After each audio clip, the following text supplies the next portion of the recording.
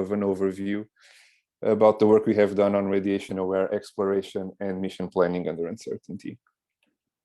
So first, some motivation. There's many tasks that you can think that can be executed autonomously by a mobile robot. You can see here a couple of examples of tests that we have implemented in mobile robots. On the right-hand side here, you see an exploration task. Here you see a mission inspection task.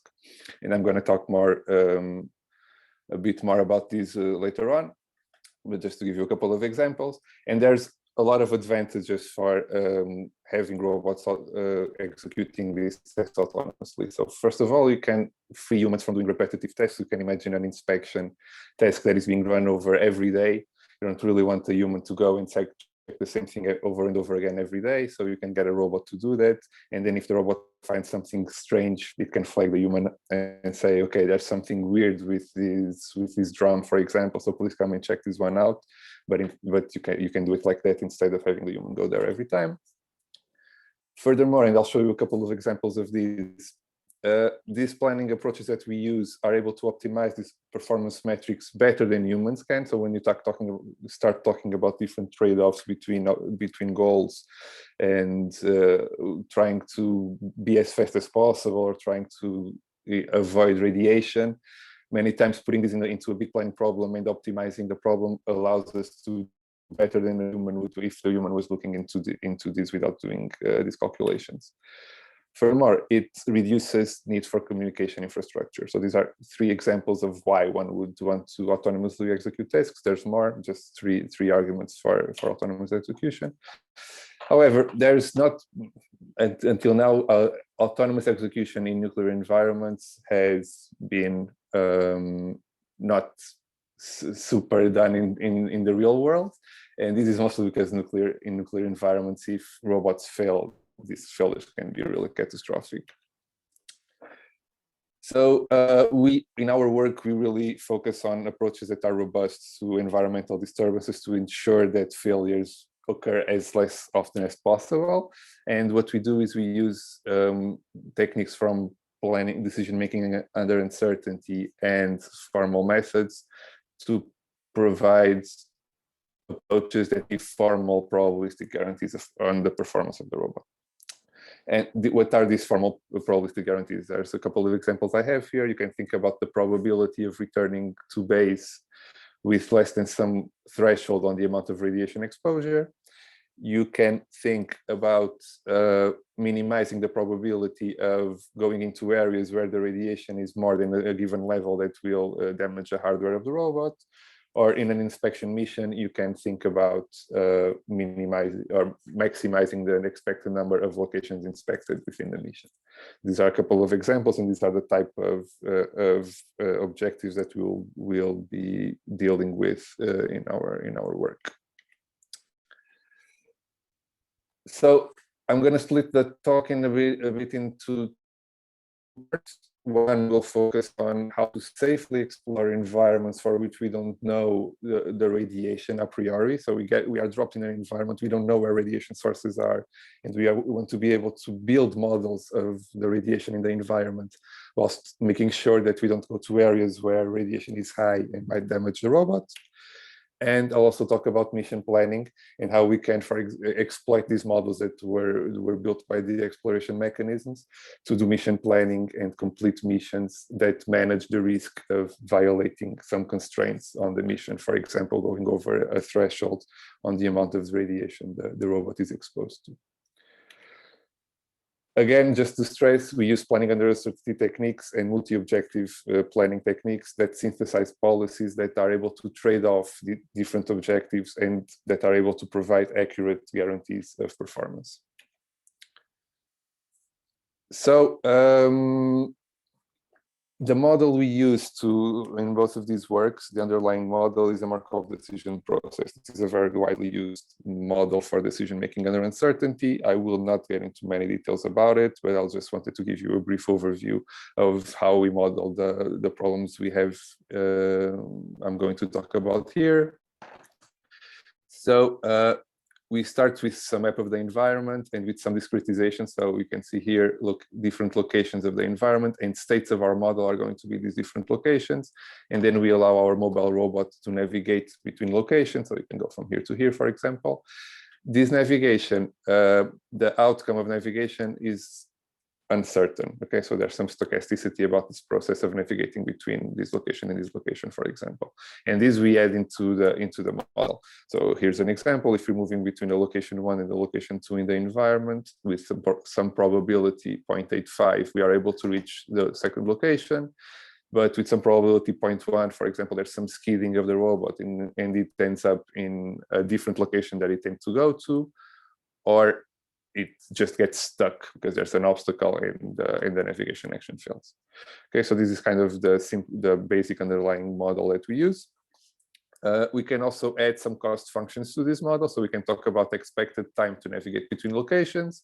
And we can also talk about expected dose of radiation that the robot is exposed to as it navigates between locations. In this example here, these orange balls are representing radiation sources. So if the robot is navigating closer to these areas, it gets more radiation. If it's navigating far, it gets less radiation. Okay, so this is the most basic model. In fact, we can have slightly more complicated models that I'm not going to talk about here, but that allow us to, instead of model time and radiation as costs, also explicitly model the uncertainty over radiation exposure and travel times in the model.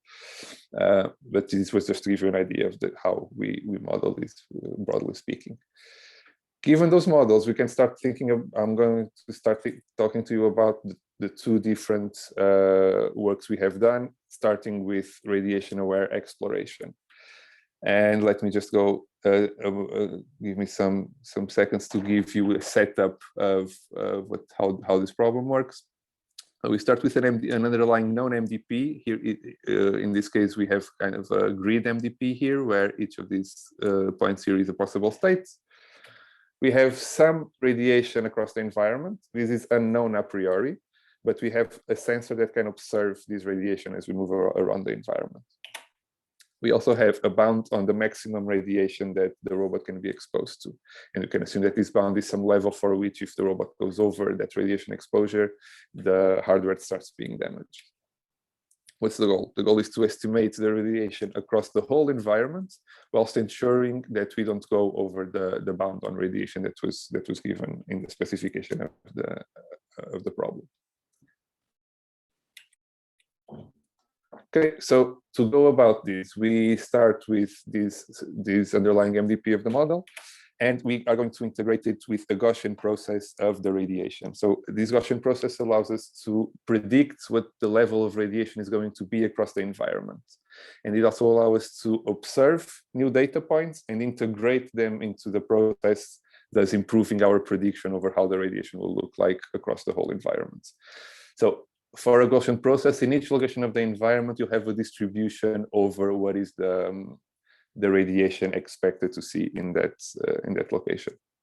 And we're going to put these two things together and build a fancier MDP that basically encodes the distributions that are given by the Gaussian process into the MDP transition function. I'm not going to get into details about how this is done, but we can build this more fancy model. And in this model, we can plan, given our current observations, we can create plans that have high probability of moving around in the environment without moving into dangerous areas where the radiation is high.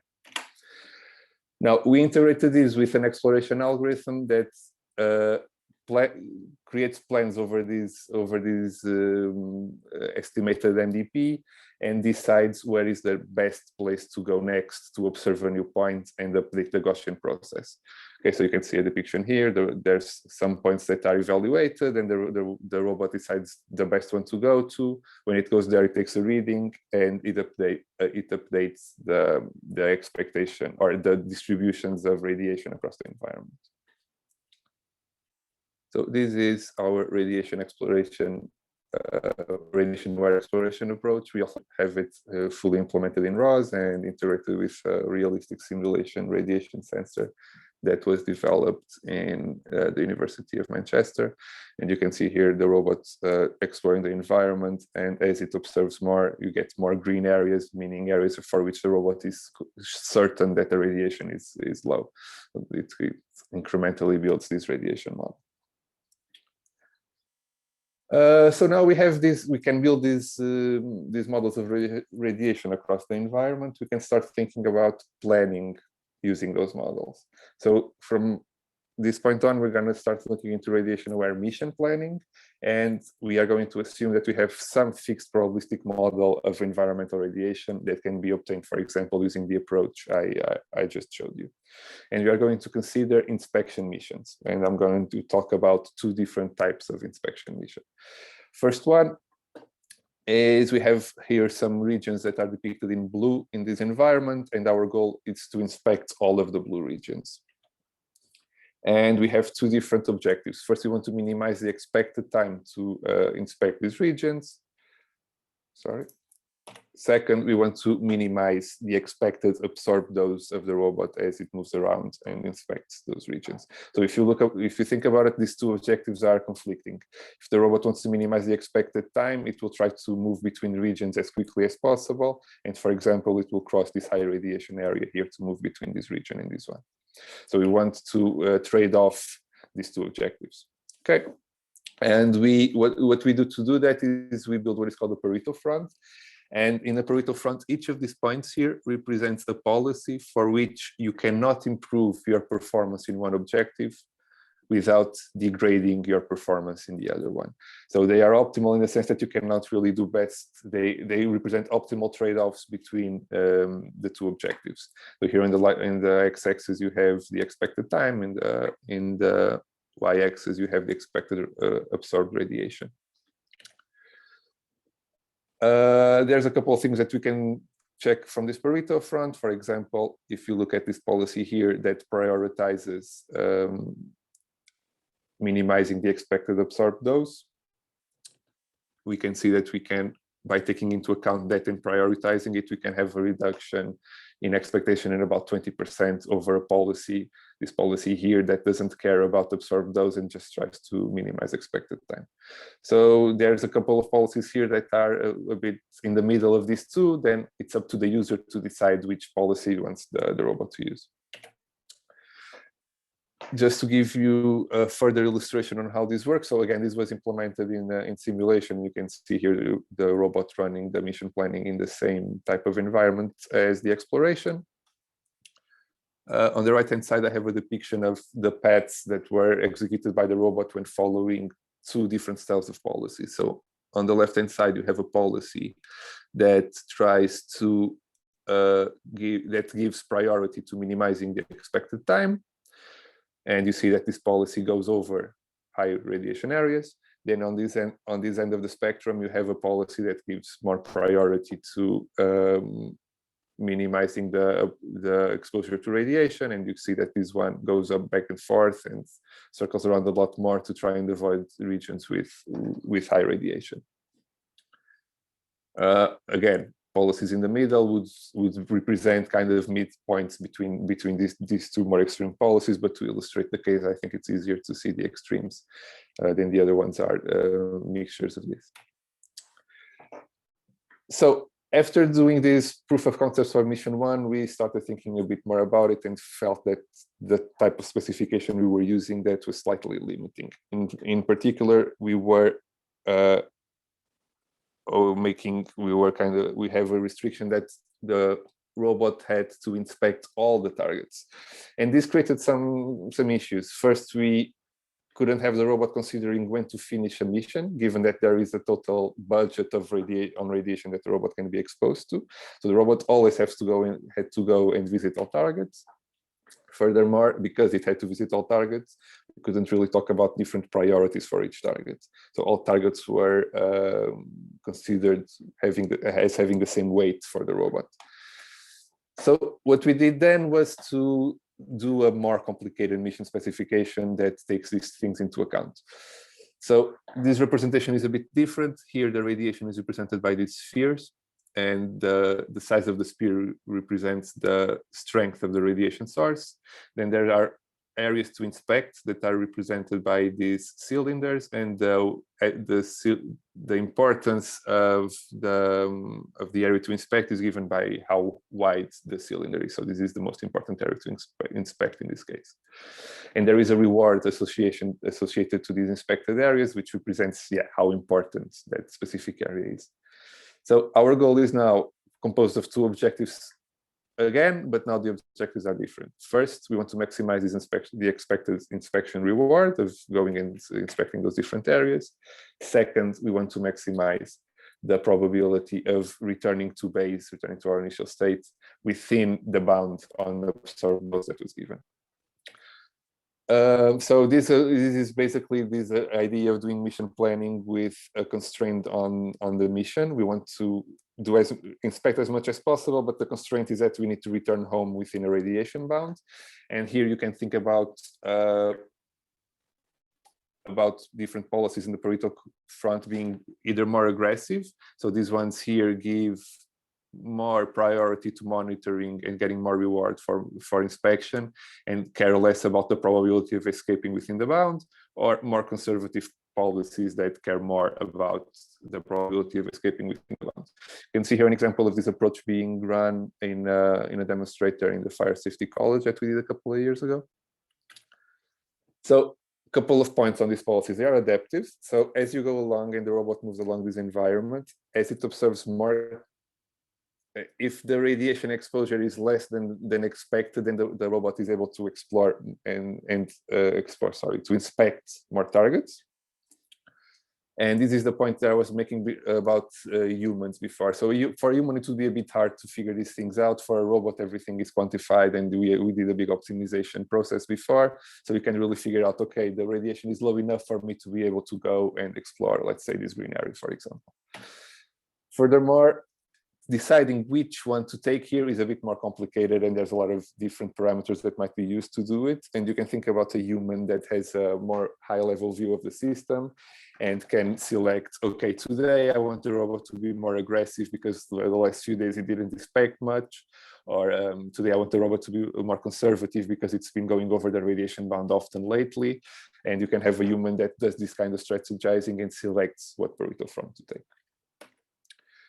I'm a bit wary of time, so I'm gonna just go over here again. This was implemented in realistic simulation, and now we are working on integrating this in a real Jackal robot.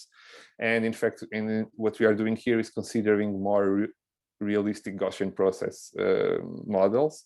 So we need to address a bit better how cases where sources are behind walls, for example. We are also collaborating with the DRS group in ORI to integrate our approach with a mapping approach, and with their mapping approach and having a framework that allows us to do safe exploration and the construction of both the metric map of the environment and of the radiation map of the environment at the same time. And we are also working in a long-term inspection scenario using a simulated environment of a real drum store that the University of Manchester created. And you can see here an example of how the drum storage change as days go by, for example. So some drums are coming in and out of the environment, and we want to do mission planning in this kind of environment using our approaches. Just to finish with some other future work that we're interested in, integrated exploration and mission planning. So we want to really, instead of doing first exploration and then using those models that we built to mission planning, we want to do the two things at the same time. And we also have a big interest in multi-robot systems, and we have been looking into different ways of doing this kind of missions with multiple robots rather than a single one. Okay, that was it. Thank you very much. Great, thanks, Bruno. We have got a question, I think, already. So in practice, is there a maximum background radiation above which the methodology would struggle? Well, it really depends on the bound. So if the background radiation is so high that the robot can't move, there's not much we can do there. But if there is a specific bound that and the background radiation is under that in most places is under date bound and the robot can navigate safely in that area, then the approach will work well. The main issue we currently have is really very strong radiation sources that are very strong, and that make kind of the radiation close to them be very steep. As we get close, the radiation goes up very, very steeply, and that's a bit hard to model with the GP, but we are currently looking into ways of trying to integrate that too. Okay, great. We'll just give it a couple more seconds and see if any other questions come in, but if anyone does have any questions, you can continue to type them and we can return to them in the discussion session at the end, or Bruno can reply in the chat. So I don't know, I think still nothing for the moment. So Mihai, do you want to start sharing the screen? Thanks again, Bruno. Thanks.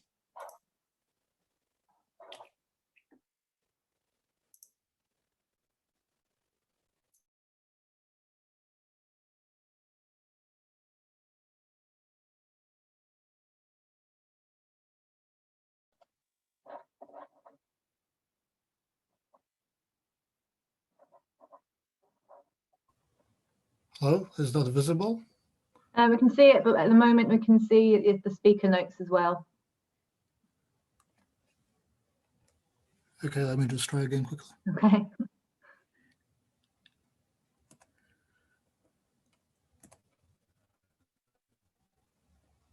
Yeah, that's brilliant.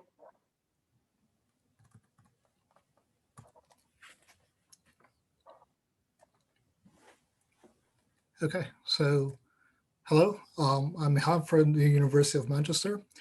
I'll be talking about robust and efficient reconstruction and understanding of dynamic scenes. And this work is done mainly in collaboration with Michael Lujan and Barry Lennox, as well as several external collaborators. And right away, there are two important terms that I would like to introduce to offer a vision of where the work is going and how it fits into RAIN. And these are SLAM and spatial AI. And this talk is broadly about how we can get from SLAM to spatial AI. So a little bit ground on SLAM. SLAM stands for Simultaneous Localization Mapping. And just to get the gist of it, it's essentially a robot's way of answering, where am I? A little bit more formally, given a robot which moves through an unknown environment, we're trying to build a map of the environment, while at the same time localizing the robot within that map. And although the concept was introduced about 35 years ago, it really took off in the past decade thanks to new sensors and processing hardware. So new concepts have been added, such as 3D reconstruction of static scenes and of dynamic objects, such as a moving person, scene understanding, and also recently combining reconstruction and understanding. So this is a really rapidly evolving field and a major topic in robotics and computer vision. Just to kind of give you a sense of how much research is being done, semantic reconstruction was introduced in 2017, and this year a survey was released reviewing around 1,000 publications on the topic. And meanwhile, OrbSLAM, which is one of the most popular SLAM systems, was published in 2015 and already gathered almost 4,000 citations. So it's a really, really active field. And because of this, evolution, the concept of spatial AI had to be introduced. And this was proposed by Andrew Davison from Imperial College in order to distinguish between low complexity SLAM and sort of high complexity SLAM. This is still a developing concept, but the idea is essentially to organize SLAM-based systems into a hierarchy based on how meaningful the models they build are. And so we've organized them into 4 levels of increasing complexity, where each higher level depends on the levels below them. So the first one is just camera localization. This is classic SLAM, answering, where am I? The next one is reconstruction. So what does the world look like? This may mean reconstructing the geometry and appearance of the surroundings. So for instance, on the left, there's a reconstruction of a room, and then on the right, a reconstruction of a human model. The third level is seeing understanding. So the question here is, what surrounds me? We're adding meaning here. So for each piece of geometry or for anything that we see in an image, we're trying to assign some meaning. So again, on the left, you can see a top-down view of a 3D reconstruction with semantic labels associated with each of the objects. And the same thing on the right, but for images. And then the fourth level, the highest level, is sort of interaction understanding. So evolving from here to understanding interactions between these objects that we already know. So on the left, you have a simulated room with human models. And then on the right, there's a room with a graph that describes the relationships between objects in the room. And to bring it a little bit into how does spatial AI really fit into the RAIN mission, I'd like to talk about two potential use cases. So one of them is, and both of them have been mentioned in previous seminars. One of them is human-computer interaction. So, suppose that in order to increase the safety of workers, we introduce robots to help with tasks like cutting contaminated objects. And certainly we would need the robot to have an understanding of like the humans that it needs to interact with, and also what the task is, what the different objects are, how to perform its duties safely.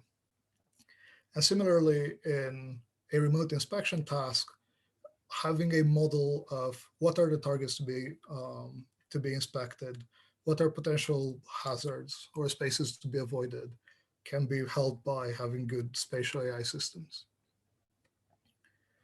So we're approaching the problem from two perspectives. The first one is benchmarking spatial AI. So this entails understanding how current systems work, what their challenges are, and where they fall short. I'll be describing how we achieve this with the SLAM bench evaluation framework, and then focus on our most recent work, which is on evaluating robustness. And afterwards, I'll be talking about how we're using the knowledge that we gather from benchmarking to develop better spatial AI systems. And specifically, I'll be talking about Full Fusion, which is our implementation of a level 3 spatial AI system. So the question in benchmark is what makes a spatial AI system good? And we've identified 4 factors that describe spatial AI systems. Accuracy, how far from ideal performance does a system perform? Efficiency, how much resource use is spent to attain a certain result. So this could be energy, memory, or processing power. Robustness, how sensitive is a system to perturbations? And then understanding what spatial AI level is achieved. Now, past work focused on accuracy and efficiency. So because in the RAIN Hub, we've focused mostly on understanding and robustness, that's what I'm going to be focusing on. To provide an overview of SlamBench, this slide might seem a little bit loaded, but essentially, the gist of it is that SlamBench brings together a wide variety of algorithms, data sets, and task-specific metrics. And we can run experiments using SlamBench on a variety of computing platforms, including embedded systems. So new data sets and algorithms are really easy to add, and this is a call for collaboration. So if anyone has good data sets that they would like to add to the benchmark, if anyone has algorithms that they would like to test on or the existing data sets, I'd be more than happy to help. Now, if it's not clear yet what I mean by benchmarking, it will become a little bit clearer as I go through the presentation. But essentially, I'm trying to measure the performance of algorithms on various data sets and tasks. And as a first example, we're going to look at how at a level 2 algorithm's ability to reconstruct dynamically moving objects. So this will show a video with 2 sequences where an algorithm is trying to reconstruct the geometry of a moving object. The inputs are on the left. Maybe I'm not entirely sure if you can see my laser pointer, but so the inputs are on the left. The output is bottom right, and then on the right we have a color mapped, an error map of the reconstruction. So essentially, what we're doing is blue means we have low error in those areas, green is sort of medium error, and then red is higher. And of course, the highest errors are near the edges because that's where we have more uncertainty. But this gives you a glance at the kind of tasks that we're looking into and how this might fit into human-computer interaction.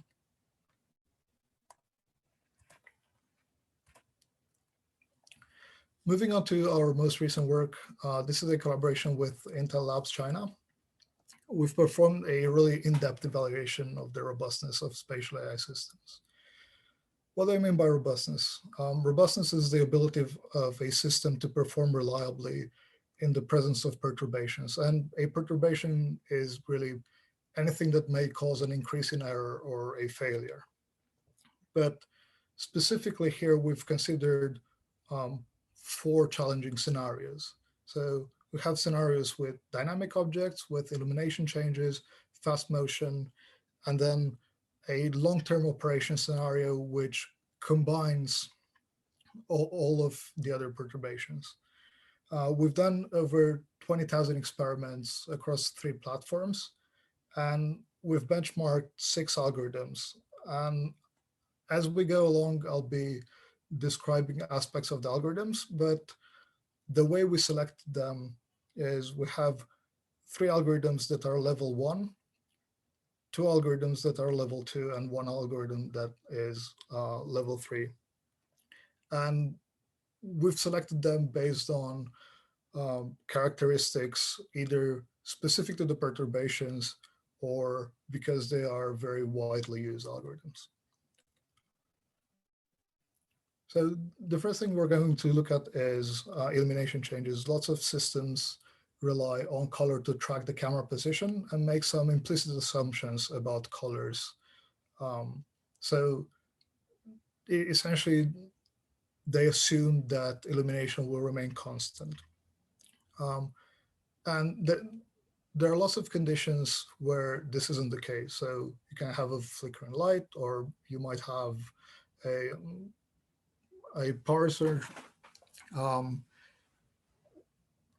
But the kind of scenarios that we've considered here is, so on the top, you can see a synthetic data set where we have a scenario where we have a flashlight type of illumination and one where there's just low illumination. And then similarly at the bottom, flashlight and kind of low illumination, but in a data set gathered from is real data.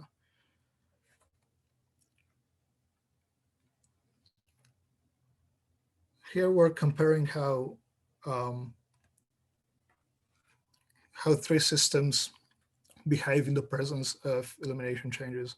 So the blue trajectory, the blue circle, is the ground truth. So the closest each of the algorithms stays to the ground truth, the better it performs. We can see that one of the algorithms, elastic fusion, failed immediately. On yellow, there's orb sum 2. So this is a type 1 algorithm, which only tracks sparse landmarks across the scene. And then refusion is a type 2 algorithm, which, oh, I'm sorry.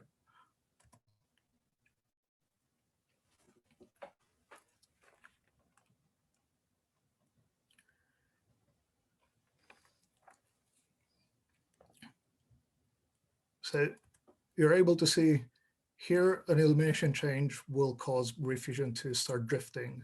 And this is going to happen a couple of times.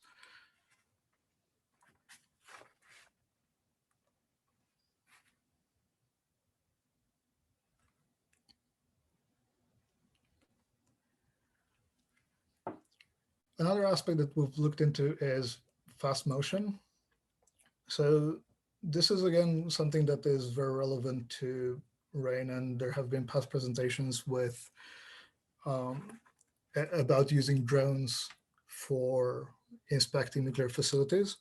So here we have some drone sequences, including very fast-moving drones from sequences for drone racing, where algorithms perform. So again, this is in blue, there's the ground truth trajectory. We are comparing OpenVINS and OrbSUM3. Both of these are type 1 algorithms. And what you'll be able to see is that although OrbSUM3 performs better, it's about 2.5 times slower. And so in a scenario where you have fast movement, this may not always be an advantage. But if the processing time is appropriate for the needs of the algorithm, OrbSUM3 is superior in this case.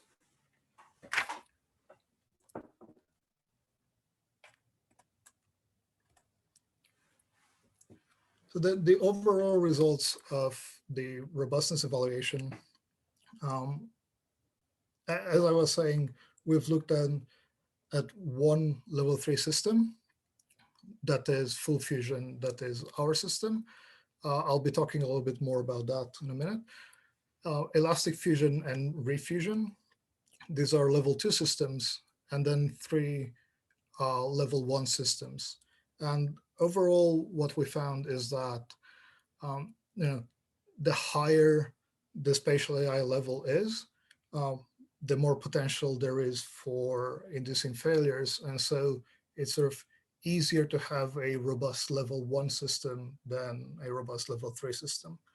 But nonetheless, full fusion performs slightly better on many of the sequences than level 2 systems.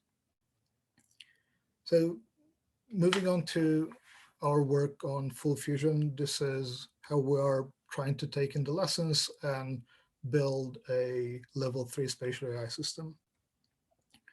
So the way I've presented spatial AI is sort of a bottom-up approach where each upper level depends on the lower levels, but there's also a top-down approach for this where having knowledge, having higher order knowledge helps us perform better in lower level tasks. And so for this, we'll be taking dynamic scenes as an example.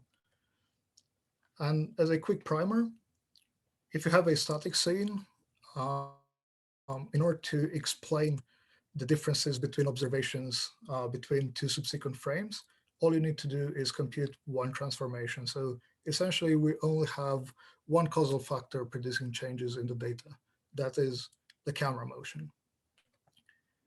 If we have dynamic environments, there are multiple causal factors. So one would be, again, the camera movement, but then each of the persons moves independently. And disentangling this problem is not easy because not every factor causes the same amount of change. So what happens if we ignore this? This is comparing refusion. So refusion, again, is a type 2 algorithm that is protected, it's robust against dynamic changes, with OrbSUM, which is a type 1 system that does not consider dynamic changes. And so what you'll be able to notice is that when the dynamic object enters the scene, OrbSUM fails to track accurately.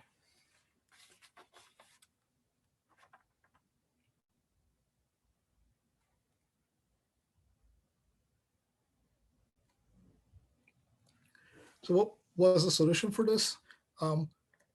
as I was saying, from the sort of top-down approach, we can use semantic information and we can use higher level knowledge in order to improve our performance on lower level tasks. And so what we do is sort of a divide and conquer strategy. I realize I'm a little bit over time, so I'll be brief about this, but essentially what we're doing is taking the inputs. We are using semantics and geometry in order to split the inputs into a static part and a dynamic part.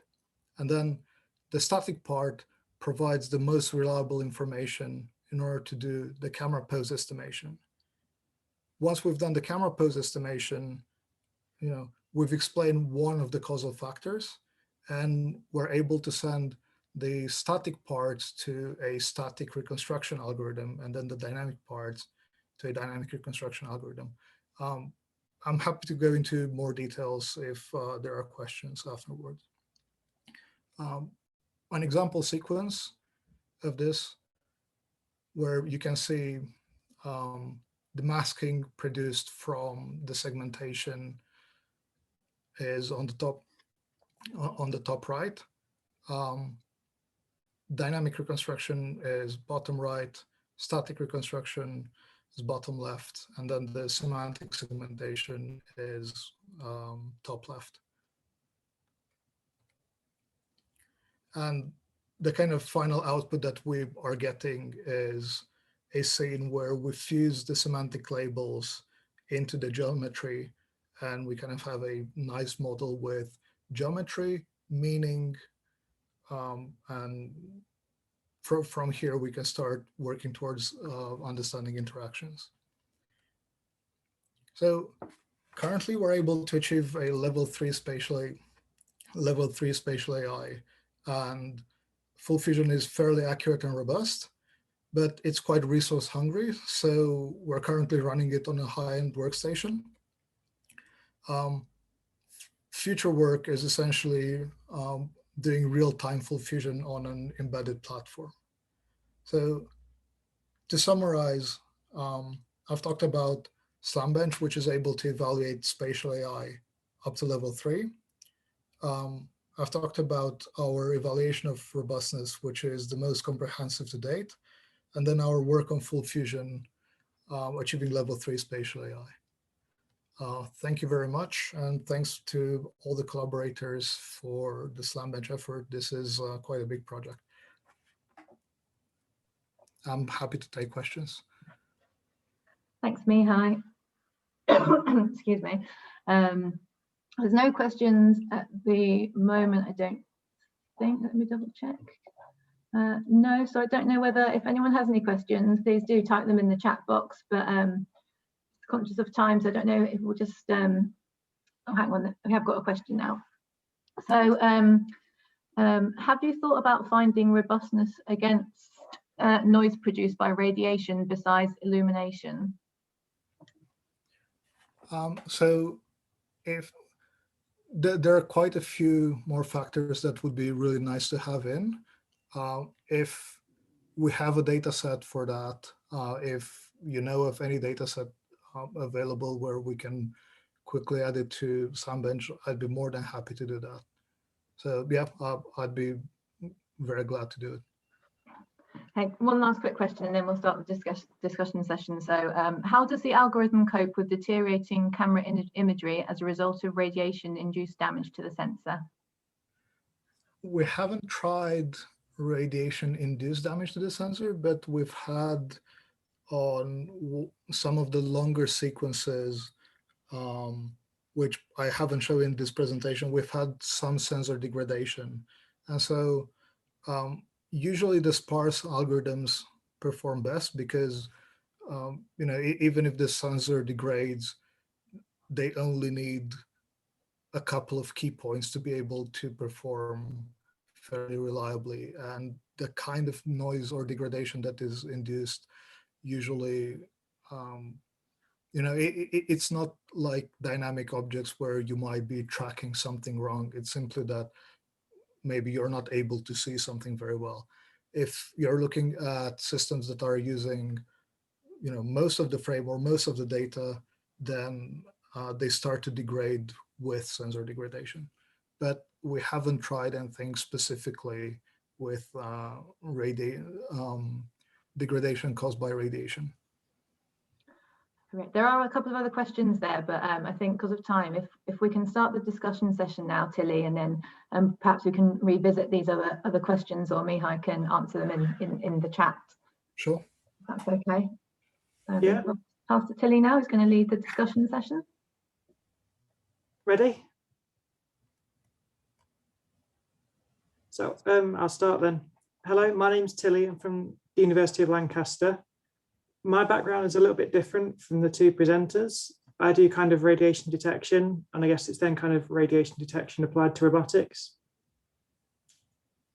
So I found the two talks really interesting. Kind of Bruno's one's obviously relevant when you're taking the robots around the facilities. Like how much radiation does it absorb? Because you don't want to lose your robot and then it becomes waste. And then with Mihai's, the environments you're going in are never that static, as he says. Kind of lighting changes, objects move around, and having a robot that can operate within that is important. Bruno, my first question is, what about multiple radiation types? Kind of if you had gamma and alpha detectors? I think that could be easily integrated there. You could. So I assume you would want to have bounds on the different radiation types, and that would basically be just adding another objective to the problem. That makes scalability of the problem harder. So computationally speaking, it becomes harder, but in terms of how the approach would deal with it, it's more or less straightforward to include it. As long as we have the right sensors, we can just include it directly. Mm-hmm. And you briefly mentioned something in your presentation about moving away from perfectly circular radiation. So you'd have kind of attenuating walls and things. Yeah, we're starting to think a bit about that. It's still not very clear to us how to go about it, but we're trying to probably split the Gaussian process across the environment in some way, such that these circular rules hold in different partitions of the environment. So have one Gaussian process per partition, but it's not clear still how we are going to go about it. What about kind of other sensor data? Are there other like non-radiation bits of information that could be useful and built into the mission planning in the same way?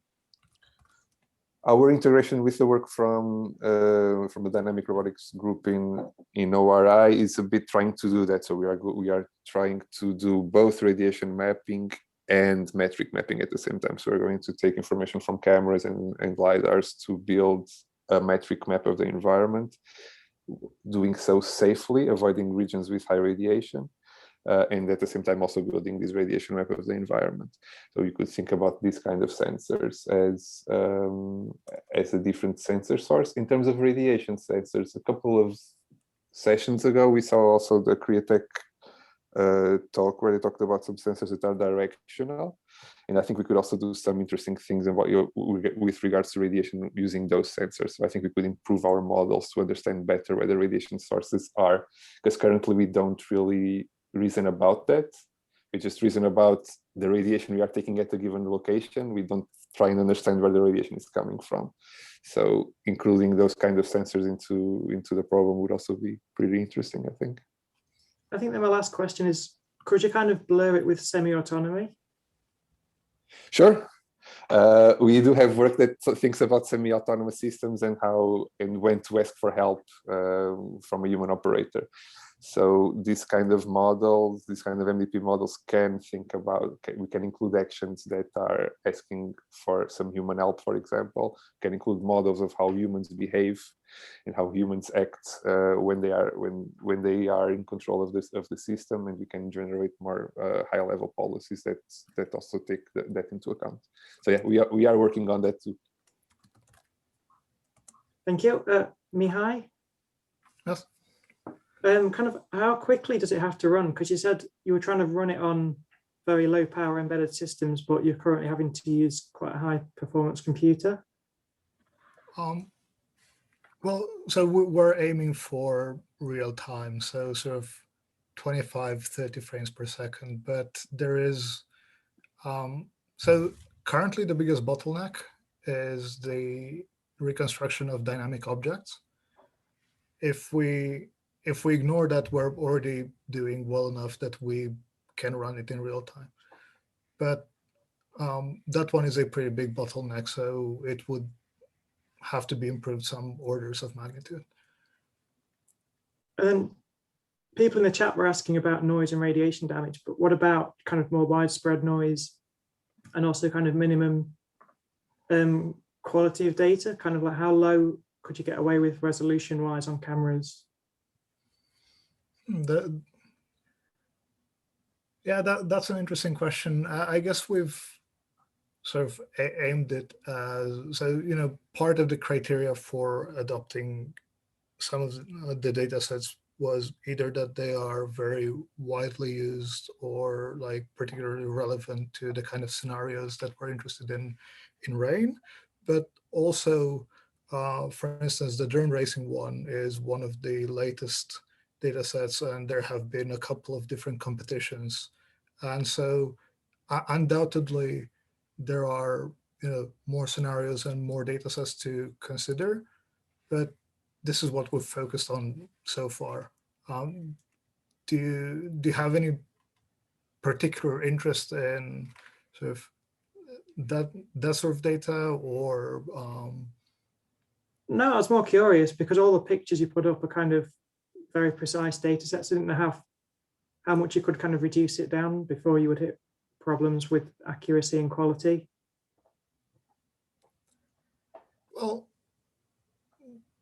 but I feel like most of the time robots have pretty decent sensors nowadays, and they're not extremely expensive. At least when it comes to like image data, lidars, this sort of thing. So you had Even mobile phones, I think, are doing well enough. You had 3 perturbations, I think. Was it you had lighting, dynamic objects, and fast motion? Yes. But are there others that you could use in future? So one thing that I haven't shown, but mostly because the sequences were very long, but we considered is having them sort of all together. So combining these perturbations is not a kind of linearly additive issue. As you have different perturbations, the parts of the systems being affected end up being, you know, you pass a certain threshold where beyond which you have failure. One issue that we haven't looked at extensively is having sort of very textureless or structureless environments. So, and I think that would also be of interest to RAIN, because, you know, in nuclear facilities, it's often that you have just kind of big empty areas. Yeah, it seems like we'd have a lot of non-nuclear applications kind of widespread through industry, not just the nuclear sector. Yeah, so we've kind of looked at things that are of broad interest, but then also tried to tune it a little bit to things that would directly be able to help researchers in RAIN. And Bruno, what about you? Non-nuclear applications?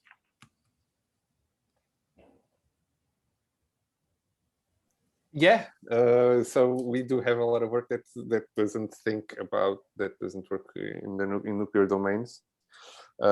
Similar work we have applied to underwater robotics. So we can think about these Gaussian processes modeling underwater currents, for example, and how those currents affect the navigation of the robot, and then do mission planning along that. We have some service robotics scenarios. We have multi-robot logistics. We are thinking about a lot of different things using these kind of techniques that I talked about here. So from our perspective, nuclear is an application domain. There's a lot of interesting challenges there, but we do work that we try to apply to more in a more general way. Thank you. I think that's all the questions I've got. Great. There's a few questions in the chat. I think I'm just going back up now. I think they were for Mihai. So as we've got time, we can go back to them. So Mihai, what is the most suitable solutions for robot systems without dedicated GPUs? Sure. So from what we've looked at, and there are more algorithms that we already have in standards, but in terms of robustness, I would say OrbSAM 3 has performed the best. One downside is, so this is CPU only, but one downside is that we found it to be pretty slow. So on the NVIDIA Jetson Xavier, I think it ran at 8 to 10 frames per second. So it really depends on the use case.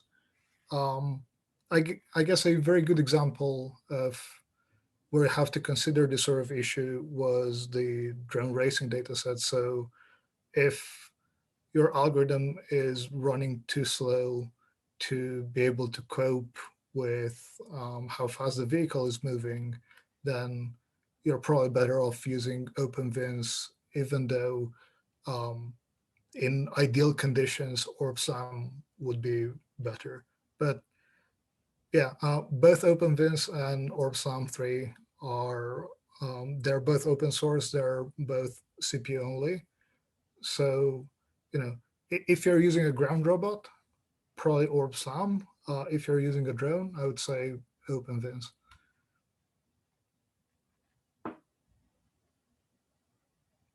Oh, sorry, I was muted. I started talking then. So there's another question here for Mihai. China is known for surveillance of its citizens. Have we assurances as to the intended use for this research in China?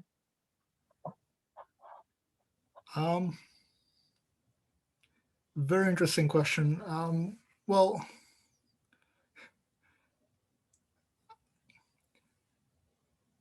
this is very general sort of robotics research, and in terms of so the data set gathered by the researchers we collaborated with at Intel actually put in quite a bit of effort to make sure the data set is privacy maintaining. So, there are a couple of sequences which are through a market and all the people are blurred.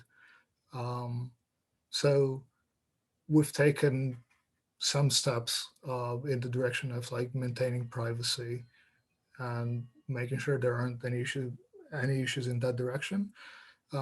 Otherwise, I would say, this is general robotics research, and benchmarking is a need that pretty much everyone doing robotics has.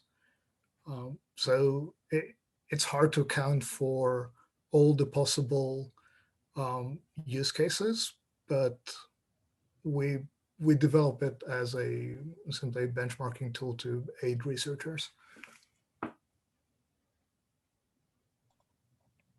Thanks. There's a couple of questions from Yannick. I think the first one is integration of alpha data relevant considering the very short range of alpha particles in proximity to the detection surface. I think that was a tag on to when Tilly was asking about that. So and Yannick's also asked about have there been further developments to the ARKit software? There were some demos showing real-time photogrammetry back in 2018. There's a link there. I don't know whether you might want to speak to Yannick about that offline. I haven't seen much more, and in any case, that would be interesting to to try. We did have we did run a couple of experiments with a different algorithm on Android, and so in principle, we may be able to look at that, but I haven't really been following ARKit and ARCore. Okay, great. That brings us nicely a couple of minutes over, so apologies for that. But a big thank you again to Mihai and Bruno for their presentations, and thanks Tilly for that great discussion session. Some really good questions there. So just to let everybody